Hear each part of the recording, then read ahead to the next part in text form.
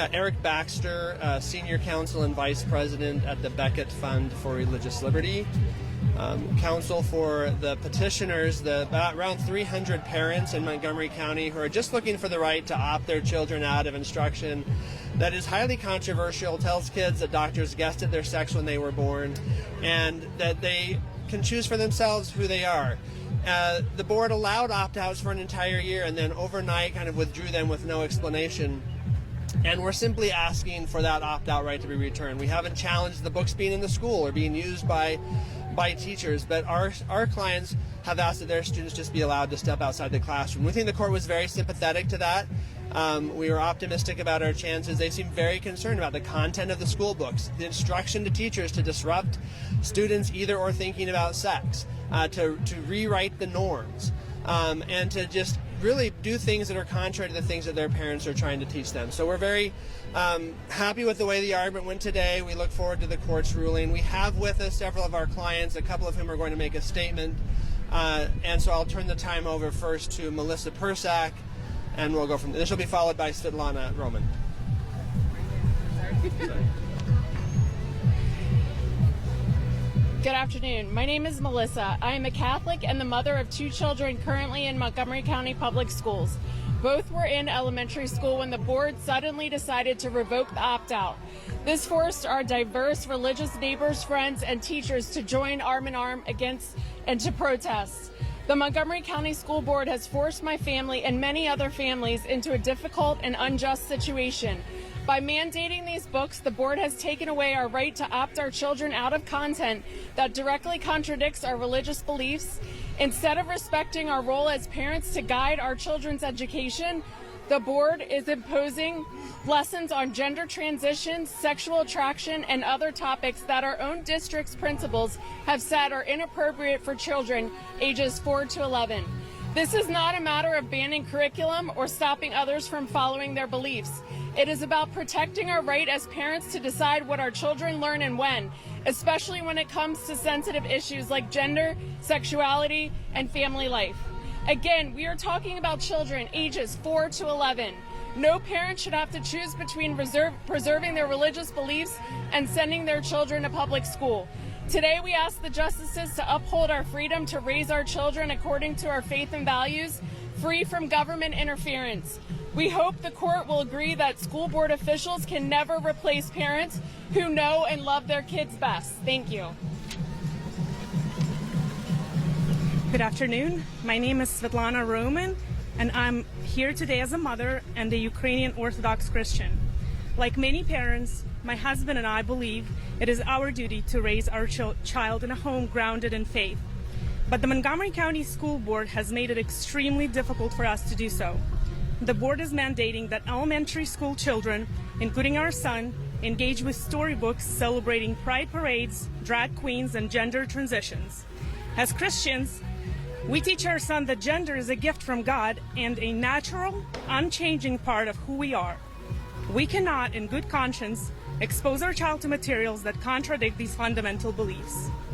The school board took away the rights of parents to opt out, the rights that were previously granted on multiple occasions in order to meet the needs of the diverse families that live in our school district.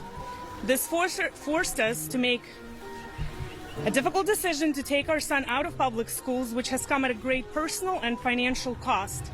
Unfortunately, not all parents are able to do the same. So today, we, on behalf of other parents sharing our faith, ask the Supreme Court to stand up for the rights of our children, for us to raise our children in accordance with our faith and protect them from instruction on controversial topics that go against our deeply held religious beliefs. Thank you. Sir, were there any arguments today that, or any responses from the justices that made you concerned about how they were or optimistic?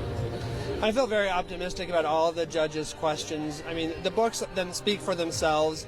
Even the board's own principals protested that these books were inappropriate for elementary school kids, that they were dismissive of children with religious beliefs that were contrary, they were shaming toward children. The school teachers were not comfortable teaching the material that presented some things as fact that are not fact. And so we think that the court recognized that the books themselves are highly problematic. When you add onto that instruction from teachers that these books were intended to encourage kids to explore different identities, to ignite their curiosity, to teach them that they can be a boy or a girl or both or neither, it's clear what the problems with the book and the instructions are. At times it even seemed that the justices were even questioning, why in the world is this case even being brought to us? Right, it's such a common sense solution that Montgomery County could continue teaching what it wants in the schools and just allow these students to opt out. What would you say to youths, parents who are LGBT or parents of children that can't opt out of their own identity and lived experience that exist in a public school space? Yeah, again, Montgomery County is free to continue to teach and instruct, and all of our clients want every child to be treated with kindness and respect. But you do that without compelling others to believe a false ideology or an ideology that's inconsistent with your religious beliefs, and even, again, as the principal said, is not consistent with known fact. Can you also tell us about what the situation is like today? We have read a couple of books, or the Pride Puppy book that's been pulled. For those children that still have to be in the school system, what is their experience like now with the opting out? Yeah, the board's position is highly inconsistent. They resisted parents' complaints and teachers' and principals' complaints about the books, including Pride Puppy and My Rainbow, and then a year into the litigation, it pulled them from the curriculum as having inappropriate content for the age. So I think the board's lost its own case in many respects. And then in its briefs, it said that, well, there were certain things that would opt kids out. If there were storybooks that portrayed a picture of the Prophet Muhammad, which would violate Muslims' beliefs, they would allow opt-outs from that storybook, but not from the storybook that those same Muslim parents might object to having their kids indoctrinated on matters of sexuality and gender. So the board's position is just highly inconsistent, which is what we've argued from the beginning. Do you worry about, or what do you make of the argument that it's a slippery slope in terms of opting out of books that acknowledge that LGBT people exist? If like a same-sex couple came to pick up their child in a school space and the teacher had to address that, or if children asking questions of these teachers, does that put them in a precarious position? Of course, there have been same-sex couples with kids. There have been kids who have identified as LGBTQ for decades in the schools, and we've never seen these kinds of opt-out requests, even in counties like Montgomery County, where they had a very broad opt-out policy that would have allowed that. You just don't see it. Parents aren't asking to stop educating their children about the world around them. What they're asking is to stop having them being indoctrinated on things that violate their religious beliefs and that are contrary even to fact and science. Could you also talk about, I know that one element of this was, okay, you could present the information, one family believes this, one person believes that, but the schools went a step further with, as you said, in your view, is that indoctrination? You're saying this is the right view. Right. I think we certainly would have had fewer plaintiffs. I'm not sure if we would have had a case if they were just trying to present information in a purely informational way. Of course, for a 3-year-old or a 4-year-old, even some of that information is too much. A lot of religious people believe that they should give their children a time of innocence during their youth, and they don't have to worry about things like, am I really a boy or am I really a girl, or am I gay, just because I like to play with people of my sex during recess. And that's normal in 3rd and 4th grade, that boys want to play with boys and girls with girls. And to plant in children's mind that might mean something about their sexuality is information that's not appropriate for that age.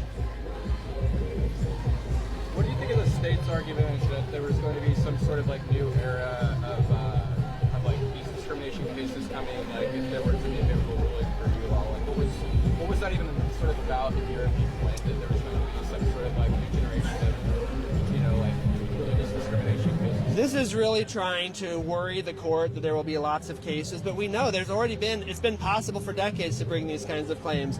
The court's Yoder decision was decided in 1972, and you didn't see a flood of cases of parents bringing these types of cases. Most circuit courts around the country have not even addressed this kind of issue, and so to think that all of a sudden, just because the court reaffirms a long-standing right, there will be a flood of new cases with absurd and extreme hypotheticals that don't happen in real life, is really just shows how desperate they are on the merits of their case. They don't have arguments to win substantively, so they make these fear-mongering type claims. When the case was submitted, did you still feel that this was an easier case than Yoder?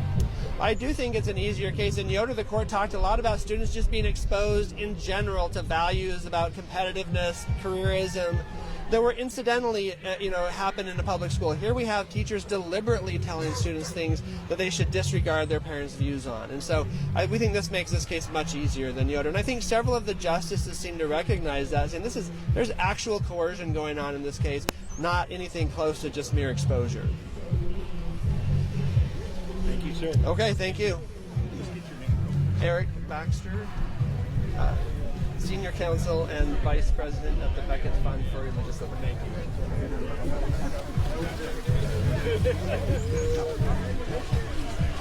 you.